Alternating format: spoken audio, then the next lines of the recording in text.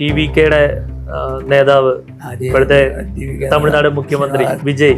അപ്പൊ അദ്ദേഹം കേരളത്തിന് ഒരു ഭീഷണിയാവുമോ? ഭീഷണിയാണ്, സംശയമില്ലല്ലോ.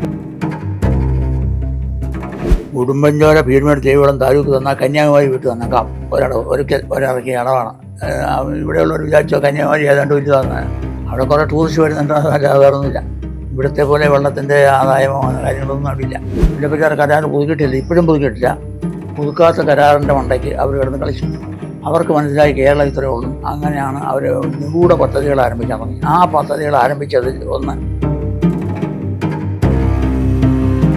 ഈ ജനാധിപത്യ ഭരണം വന്നപ്പോൾ EMS-ഉം അവിടെ കാമരാജ്, അവിടെ എവിടെയും കാമരാജുണ്ട്, രണ്ടുപേരും കൂടെ ചർച്ച ചെയ്തിട്ട് ഇതിന് പരിഹാരം ഉണ്ടാക്കാൻ ശ്രമിച്ചു. കുറേ നാൾ നീണ്ടു കിടന്നു, ഒന്നും പെട്ടെന്നൊരു പരിഹാരം ഉണ്ടായില്ല. തമിഴ്നാട് ആ അധികാരം വിട്ടു തരികയില്ല. അപ്പോൾ അങ്ങനെ ഇരിക്കുന്നതിന് കാരണം അവർ പറയുന്നത് ഭാവിയിൽ ഞങ്ങൾ ചോദിച്ചത് ഇത് ചർച്ച ചെയ്യേണ്ടി വരും, ഇടുക്കി വിഭജിക്കേണ്ടി വരും, അന്ന് ഇതെല്ലാം ഇതിനകത്ത് വരും, ഞങ്ങൾക്ക് തരും. ഇടുക്കിയിൽ തൊടുപുഴയൊക്കെ മാറ്റി മൂവാറ്റുപുഴ എന്ന് പറഞ്ഞ ജില്ലയാക്കാനുള്ളൊരു ആലോചന നടക്കുന്നുണ്ടല്ലോ. മൂവാറ്റുപുഴ ജില്ലയാണ് പ്രധാനമുള്ളത്. അപ്പൊ അതിനകത്ത് എന്തെങ്കിലും മൂവാറ്റുപുഴ ജില്ലയ്ക്ക് വേറെ ആ 2 സീറ്റിലൂടെ ഇടുക്കിയുടെ മേലെ ഭാഗം പിടിച്ചെടുക്കുക. ഉടുമ്പൻചോല പീരുമേട് ദേവികുളം താലൂക്ക് പിടിച്ചെടുക്കുക. അവർക്ക് 50,000 കോടി രൂപയുടെ പവറും വെള്ളവും അവർക്ക്. അതാണ് അവരുടെ ലക്ഷ്യം. നമുക്ക് നമ്മുടെ ആളുകൾ അനങ്ങുന്നില്ല. നമ്മളെന്തെങ്കിലും സമരം ചെയ്തു എന്ന് വിചാരിക്കുക. ഇതിനെതിരായിട്ട് സമരം ചെയ്താൽ കോടതിയിലേക്ക് വരുന്നത് ഇറച്ചി തടയും, അരി തടയും, പച്ചക്കറി തടയും, വണ്ടി തടയും. അങ്ങനെ നിരവധി പ്രശ്നങ്ങളുണ്ടാക്കി വലിയ കോലാഹലമാക്കി. അങ്ങനെ അവർ തമിഴ്നാടുകാർ അങ്ങനെ വളരെ ശ്രദ്ധാപൂർവം കൈകാര്യം ചെയ്തുകൊണ്ടിരിക്കുന്ന വിഷയമാണ്.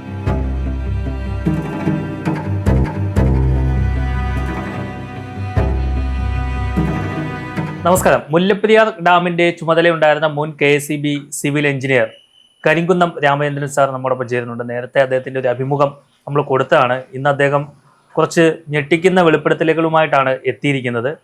തമിഴ്നാടിന്റെ ചില കള്ളക്കളികളാണ് അദ്ദേഹം പുറത്ത് പറയുന്നത്. നമസ്കാരം സാർ, എന്തൊക്കെയാണ് ഈ പുതിയ വിവരങ്ങളൊക്കെ? അതായത് മുല്ലപ്പെരിയാർ ഡാം ഉണ്ടായ കാലം മുതൽ അവരാണ് പണിതല്ല, നമ്മളെ പണിത്. എന്നിട്ട് അതിൻ്റെ കരാറ് രാജാധികാരമുള്ള രാജാവിൻ്റെ വിശാഖം തിരുനാളിൻ്റെ കരാറും ബ്രിട്ടീഷുകാരുടെ ചർച്ചയും എല്ലാം നീണ്ട് 11 കൊല്ലം ചർച്ച ചെയ്തതിന് ശേഷം ബ്രിട്ടീഷുകാർ പേടിപ്പിച്ചാണ് ഒപ്പിട്ടത് എന്നാണ് പഴയ ചരിത്രം പറയുന്നത്. അങ്ങനെ വിശാഖം തിരുനാൾ പേടിച്ച് ഒപ്പിട്ട് ഇവർക്ക് വെള്ളം കൊടുക്കാൻ തീരുമാനിച്ചു. വെള്ളമേ കൊടുക്കാൻ തീരുമാനിച്ചിട്ടുള്ളൂ. കൂട്ടത്തിൽ അവിടെ ആ വെള്ളം വീഴുന്ന വൃഷ്ടി പ്രദേശത്തിൻ്റെ അധികാരം ചാർജ് അവർ കൊടുത്തു.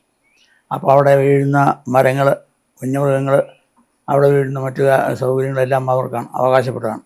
അങ്ങനെ ചെയ്തു. ഏതായാലും അത് വലുതായി കുറേ കാലം കഴിഞ്ഞപ്പോൾ അവർക്ക് അതിൽ നിന്ന് വൈദ്യുതി ഉണ്ടാക്കണമെന്നാണ്. അങ്ങനെ 150 മെഗാവാട്ട് വൈദ്യുതി അവിടെ നിന്ന് ഉണ്ടാക്കുന്നുണ്ട്. കൂടാതെ 2 ചെറിയ പവർ സ്റ്റേഷൻ, ഗൂഡല്ലൂർ വെള്ളം അങ്ങോട്ട് കൊണ്ടുപോയി ഉണ്ടാക്കുന്നത്. Gudalur power station 5 മെഗാവാട്ടിൻ്റെ 2. അപ്പം 160 മെഗാവാട്ട് വൈദ്യുതി മുല്ലപ്പെരിയാർ വെള്ളം കൊണ്ടുണ്ടാക്കുന്നു. കരാറില്ല, വൈദ്യുതി ഉണ്ടാക്കുന്നതിന് കരാറില്ല. അങ്ങനെ ഇരിക്കുക അതൊരു തർക്കമായപ്പോൾ കേരള ഗവൺമെൻറ് അന്നത്തെ അപ്പലേറ്റ് ട്രിബ്യൂണലിൽ ഒക്കെ പരാതി കൊടുത്തു. അന്നത്തെ കേരള ഗവൺമെൻറ് പട്ടനാളുടെ കാലം കൊടുത്ത് അത് കൊണ്ടുവന്ന് ചർച്ച ചെയ്ത് കൽക്കട്ടക്കാരനായ നളിനി രഞ്ജൻ ചാറ്റർജി എന്ന് പറഞ്ഞ ഒരു ജഡ്ജിയുടെ കേസ് അവിടെ എത്തി. അതിന് നമുക്ക് അനുകൂലമായിട്ട് ആ വിധി വാങ്ങിക്കാൻ വേണ്ടി മൗണ്ട് ബാറ്റൻ പ്രഭുവിനെ പോയി കാണുകയും പട്ടംതാണുള്ളവരുടെ ഇവിടുത്തെ അന്നത്തെ അധികാരം ഉണ്ടായിരുന്നതാണ്, പോയി കാണുകയും ഒക്കെ ചെയ്തു.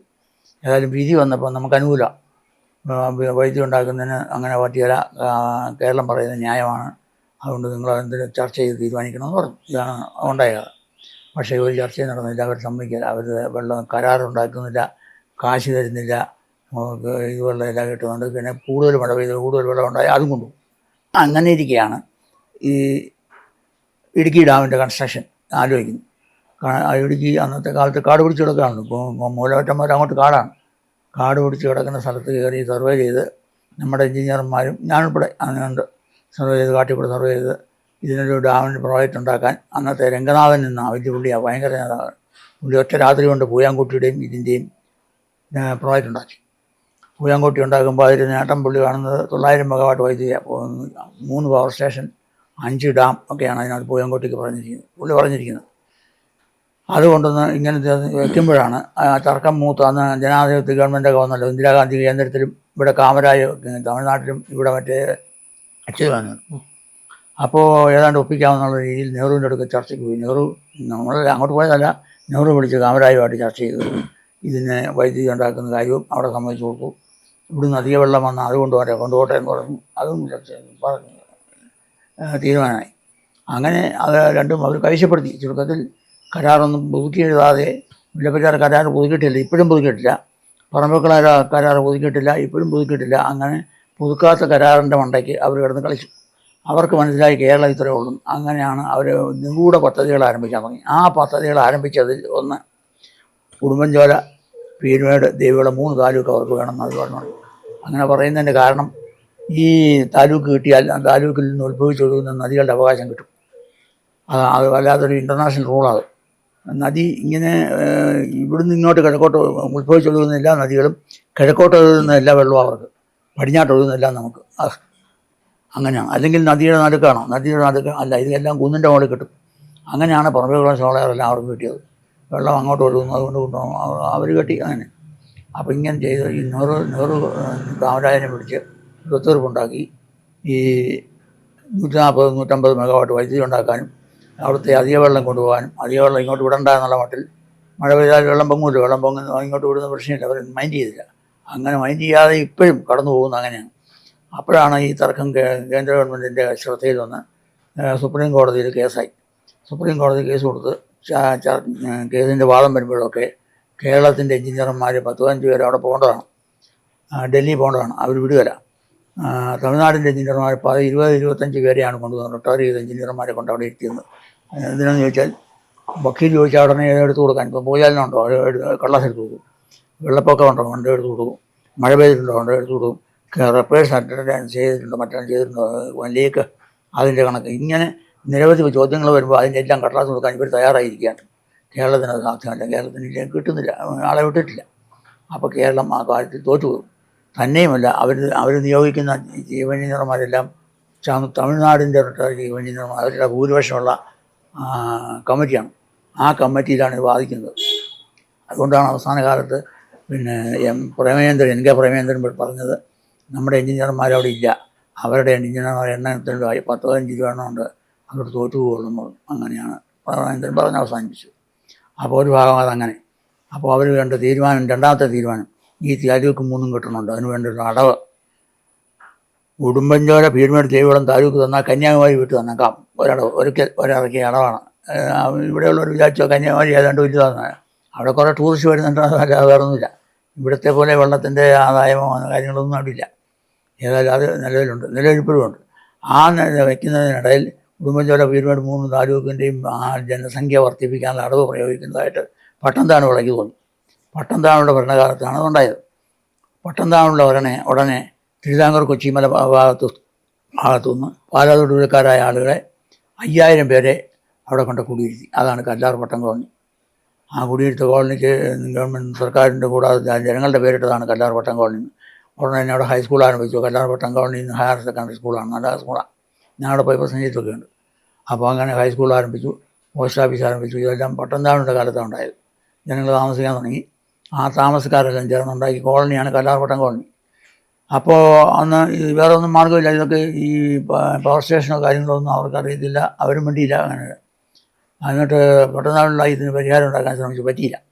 അങ്ങനത്തെ വന്നു 57 ജനകീയ ജനാധിപത്യ ഭരണം വന്നു. പട്ടംതാണുള്ള മാറി EMS ഭരണം വന്നു. EMS ആണ് ആദ്യത്തെ മുഖ്യമന്ത്രി. അങ്ങനെ EMS വന്നു. അതുപോലെ മറ്റുള്ളിടത്തും ജനാധിപത്യ ഭരണം വന്നു. ഈ ജനാധിപത്യ ഭരണം വന്നപ്പോഴും EMSഉം അവിടെ എവിടെയും കാമരാജുണ്ട്. രണ്ടുപേരും കൂടെ ചർച്ച ചെയ്തിട്ട് ഇതിന് പരിഹാരം ഉണ്ടാക്കാൻ ശ്രമിച്ചു. കുറേ നാൾ നീണ്ടു കിടന്നു. ഒന്നും പെട്ടെന്നൊരു പരിഹാരം ഉണ്ടായില്ല. അങ്ങനെ ഇരിക്കുമ്പോൾ ഉടുമ്പൻചോല, പീരുമേട് 3 താലൂക്കും വേണമെന്ന് ഇടയ്ക്കിടയ്ക്ക് ചില വിശേഷ ദിവസങ്ങളിലൊക്കെ കുമളിയിലും വണ്ടിപ്പെരിയാറിലും മറ്റ് ഉടുമ്പൻചോലയും ഒക്കെ നോട്ടീസ് വാൾ പോസ്റ്റ് അടിച്ച് പൊട്ടിച്ച് നാട്ടിലൊക്കെ ഒട്ടിക്കുക. അങ്ങനെ വലുതായി. അപ്പോൾ ഞാൻ ശ്രദ്ധയിൽ വന്നിട്ട് എഴുതിയിട്ടുണ്ട്. അത് നമുക്ക് ഭീഷണിയാണെന്നുള്ള മട്ടിൽ ഞാനൊന്ന് എഴുതിയിട്ടുണ്ട്. അതിനെപ്പറ്റി ആരും മൈൻഡ് ചെയ്തില്ല. നമ്മുടെ രാജ്യത്ത്, നമ്മുടെ കേരളത്തിൽ ആരും ഒരു MP ഒരു MLA വർത്തമാനം പറഞ്ഞില്ല. അവർക്കങ്ങനല്ല. അവർക്ക് നിമിഷ നേരം കൊണ്ട് ചൂടാവ് തന്നെയല്ല.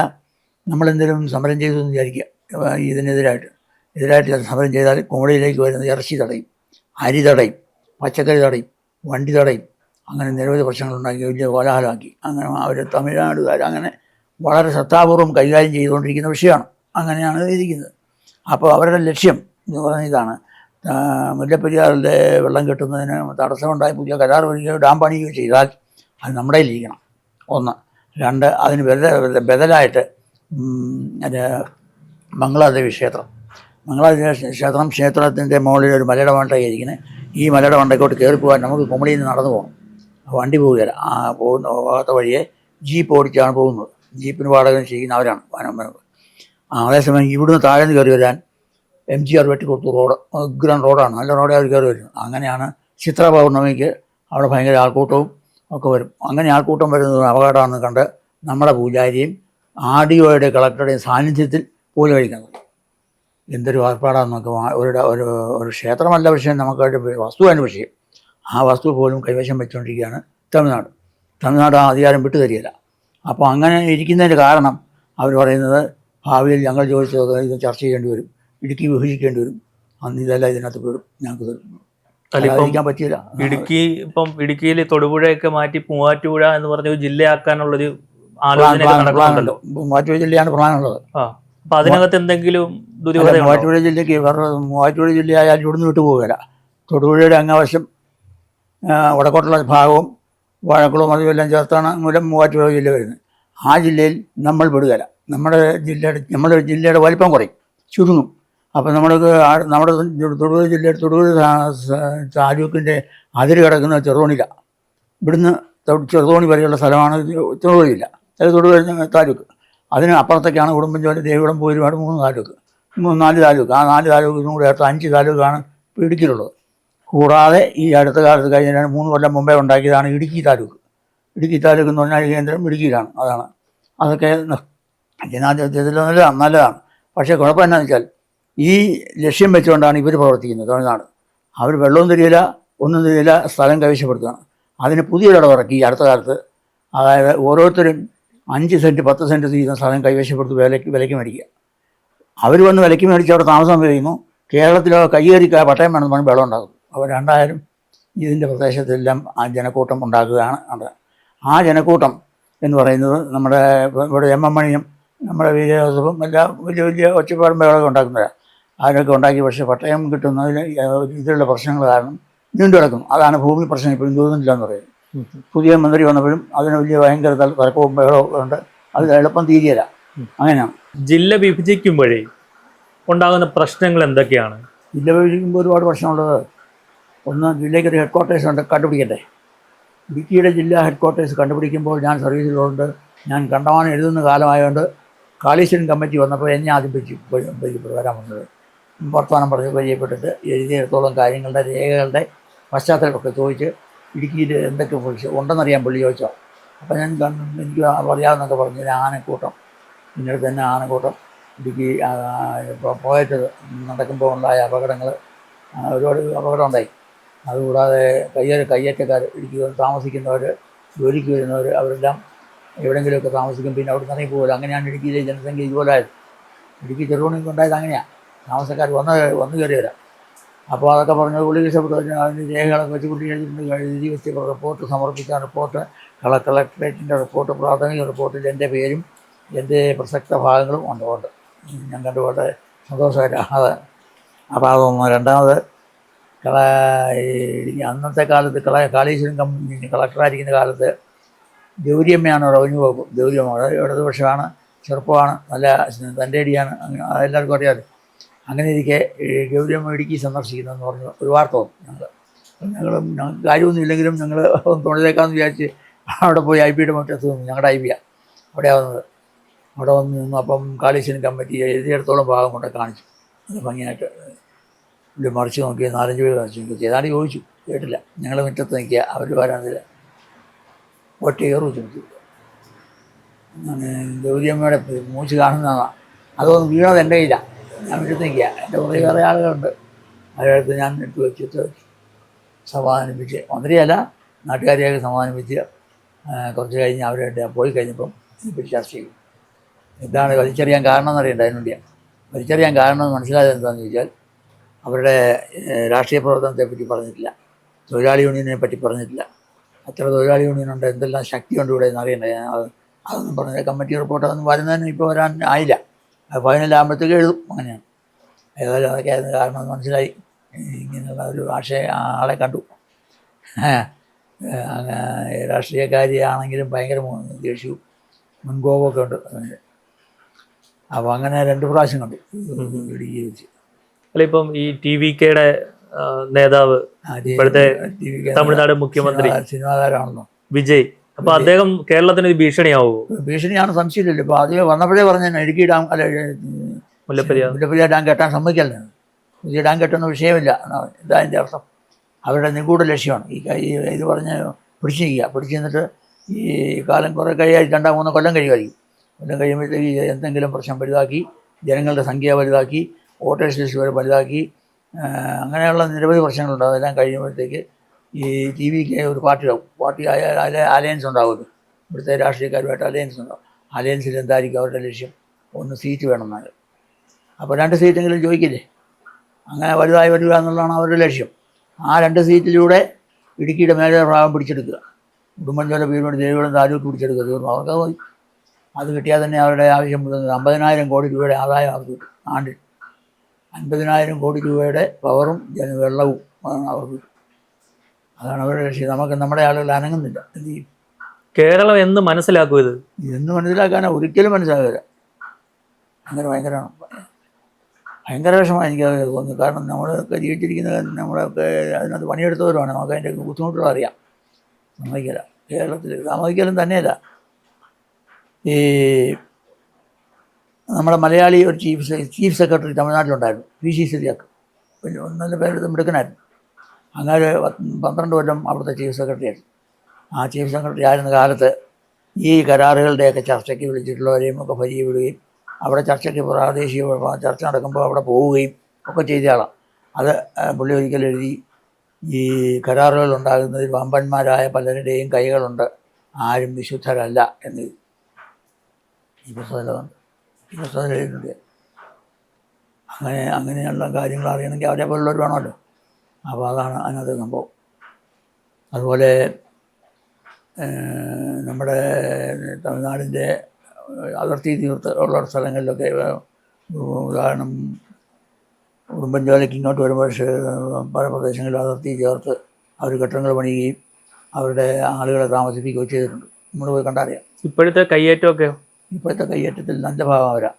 ഇടുക്കിയിലെ പല ഭാഗങ്ങളും കയ്യേറിയിട്ടുണ്ട്. നല്ല വട്ടവട കയ്യേറ്റവരാണ്. വട്ടവട മൂന്നാർ കയ്യേറ്റം. കാരണം തോട്ടം തൊഴിലാളിക്ക് പട്ടയം കൊടുത്തല്ലേ താമസിപ്പിച്ചിട്ടില്ല. പട്ടയം കൊടുത്തപ്പോൾ 5 സെൻറ്റ് 3 സെൻറ്റ് പട്ടയം കൊടുത്തിട്ടുള്ളൂ. എങ്കിലും അവരുടെ എണ്ണം 1,00,000 പേര് തമിഴാണ്. ഇടുക്കി 1,00,000 പേര്. അത് വർദ്ധിച്ചുകൊണ്ടിരിക്കുക. അപ്പോൾ അവർ 1,00,000 വരുമ്പോൾ എന്തായിരിക്കും? അവർ നമ്മൾ തോൽപ്പിക്കില്ലേ. അതുകൊണ്ടാണ് അലയൻസ് വരുമ്പോൾ രാജേന്ദ്രനെ പോലുള്ളവർ നിർത്തുന്നത്. രാജേന്ദ്രൻ ജയിച്ചിട്ട് ഇപ്പോൾ കണ്ടില്ലേ, തോറ്റെങ്കിലും ജയിച്ചെങ്കിലും പുള്ളി കേരളത്തിന് വേണ്ടി വർക്കുമോ?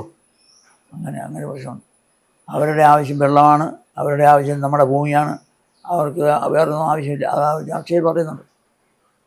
ഭയങ്കര ഡിമാൻഡാണ്. സൈലൻറ്റ് വാലി പ്രശ്നം തമിഴ്നാട് കയറി വഴക്കുണ്ടാക്കി അവർ ചെക്കിടാൻ പോലെ പണിയാൻ തർക്കമുണ്ടാക്കി ജേക്കബിനെ ഓടിക്കുകയൊക്കെ ചെയ്തതാണ്. അവിടെ വീണ്ടും ഡാം കെട്ടിയിട്ട് വെള്ളം തിരിച്ച് അവിടെ കൊണ്ടുപോവുകയാണ്. സൈലൻറ്റ് വാലി ഒരു കാര്യത്തിൽ വെള്ളം കൊണ്ടുപോകാൻ പറ്റാത്ത സ്ഥലമാണ്. അതുപോലെ കാടമ്പാറ തിരുമൂർത്തി ഡാമിൻ്റെ വെള്ളം മുഴുവൻ നമ്മുടെയാണ്. കാടമ്പാറ തിരുമൂർത്തി ആനമലയുടെ വെള്ളം മുഴുവൻ അതാണ് ഉണ്ടാക്കുന്നത്. അതുകൂടാതെ പാമ്പാറ് നീരാറ് കൊയ്യാൻകുട്ടിയുടെ മുകളിൽ അത് കൊണ്ടുവന്നവരാണ്. അങ്ങനെ ഇങ്ങേറ്റത്തോട്ട് വന്നാൽ നെയ്യാർ ഡാമിലെ വെള്ളം കൊണ്ടുവന്നവരാണ്. അങ്ങനെ 12 ഡാമിലെ വെള്ളം അവരാണ് കൊണ്ടുപോകുന്നത്. ഈ 12 ഡാമിലെ വെള്ളവും കൂടെ ചേർത്ത് 1000ഓളം TMC എന്ന് പറഞ്ഞാൽ ചില 1000 മില്യൺ CMC അത്രയും വെള്ളമുണ്ട്. ഈ വെള്ളം കൊണ്ടുപോയാൽ ഉണ്ടാക്കാവുന്ന വൈദ്യുതി 800 മെഗാവാട്ട് വൈദ്യുതിയാണ്. 1 മെഗാവാട്ട് വൈദ്യുതിക്ക് 12 കോടി രൂപയാണ്. അപ്പോൾ എത്രയായി? 10,000 കോടി രൂപയുടെ കറണ്ട് അവരാണ് ഉണ്ടാക്കുന്നത്. എന്നിട്ട് അത് വിറ്റ് കച്ചവടം ചെയ്തോ ഒക്കെ അവർ വലുതാകുകയില്ലേ. ചെറുകിട വ്യവസായങ്ങൾക്ക് കൊടുക്കുന്നു. അങ്ങനെ ചെറുകിട വ്യവസായമൊക്കെ വർദ്ധിക്കുന്നു. തമിഴ്നാട്ടിൽ വ്യവസായത്തിന് അനുകൂലമായിട്ട് അപേക്ഷിക്കുന്നവർക്ക് പെട്ടെന്ന് കൊടുക്കില്ലേ. കറണ്ടും വെള്ളവും വൈദ്യുതിയൊക്കെ പെട്ടെന്ന് കൊടുക്കുകയാണ്. അവർക്കറിയാം അവരുടെ വ്യവസായം വർദ്ധിപ്പിക്കുകയാണെങ്കിൽ. അതാണ് തമിഴ്നാട് വർദ്ധിക്കുന്നത്. തമിഴ്നാടിൻ്റെ വളർച്ചയുടെ കാരണം അതാണ്. നമ്മുടെ അങ്ങനെയല്ല. നമ്മുടെ കൈക്കൂലി കൊടുത്ത് മടുക്കും. ഒരുത്തരം ലൈസൻസ് ചോദിച്ചാൽ കൊടുക്കുകയില്ല. എത്ര വിദേശികൾ പ്രവാസി മലയാളികൾ വന്നാൽ എത്ര പേര് ആത്മഹത്യ ചെയ്തു. കണ്ണൂർ തന്നെ ആദ്യം ഉണ്ടായി, 2ാമത്തെ കൊട്ടാരക്കര ഉണ്ടായി, 3ാമത്തെ തിരുവനന്തപുരത്തുണ്ടായി.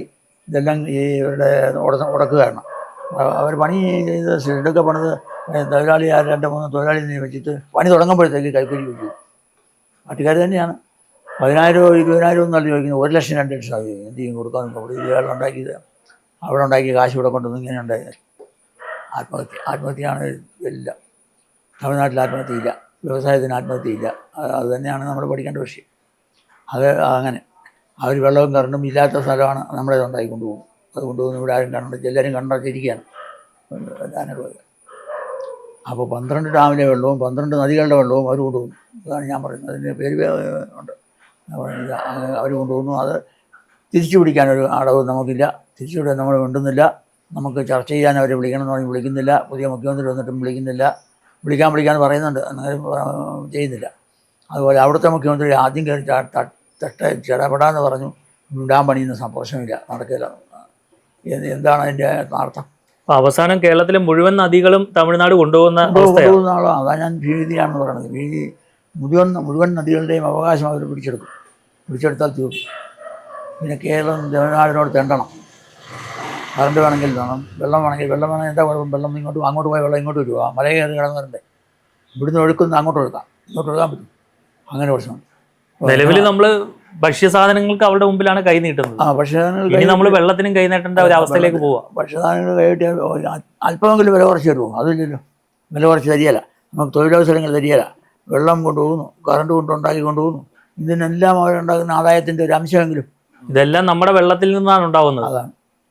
ചെങ്കോവിൽ, പമ്പ, മണിമല, കല്ലട 4 നദികൾ ഒന്നിച്ച് ഉത്ഭവ സ്ഥാനത്ത് കെട്ടി യോജിപ്പിച്ച് അതിൽ നിന്ന് തുരങ്കം അടിച്ച് അങ്ങോട്ട് കൊണ്ടുപോകുന്ന വെള്ളമാണ് കഴിഞ്ഞ 2-4 കൊല്ലം കൊണ്ടുണ്ടാക്കി വെച്ചത് മേക്കര ഡാം. മേക്കര ഡാമിൻ്റെ വെള്ളം 150 അടി നീളം, 150 മീറ്റർ നീളത്തിൽ പൊക്കത്തിൽ 1100 മീറ്റർ നീളത്തിൽ ഒരു ഡാം കെട്ടി വെച്ചു. ഈ ഡാം കെട്ടി വെച്ചിരിക്കുന്നത് നമ്മുടെ പറമ്പിലല്ല, അവരുടെ പറമ്പിലാണെങ്കിലും വെള്ളം ഇവിടുത്തെയാണ്. ഇവിടെ കെട്ടി നിർത്തി, ഡാം കെട്ടി തടഞ്ഞു നിർത്തി ഒരു തുരങ്കം അടിച്ച് ആ മേക്കര ഡാമിൽ കൊണ്ട് ചാടിക്കും. മേക്കര ഡാമിൻ്റെ താഴെ പവർ ഹൗസിൽ നിന്നുണ്ടാക്കുന്ന വെള്ളത്തിൻ്റെ ഉൽപ്പന്നം, മിച്ചം വരുന്ന വെള്ളം അവരുടെ പറമ്പിലേക്ക് ഒഴുകി കർണാടകത്തിലെ തമിഴ്നാട്ടിൽ കൂടെ ഒഴുകി പോകും.